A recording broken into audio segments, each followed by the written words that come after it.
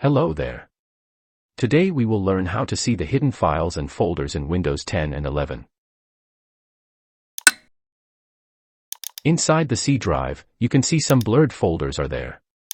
It's because the hidden files show is turned on.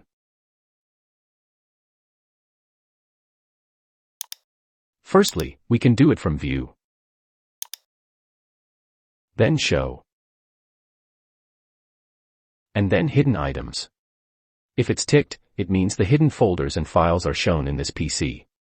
But, if you can't do this way, then another way is there for you. Come to Start and type File Explorer. Go to File Explorer Options. Come to View.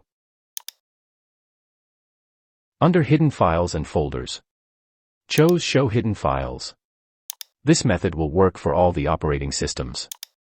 So, this is how you can see your hidden files and folders in Windows 10, 11, and so on.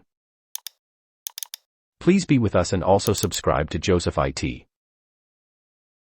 Goodbye.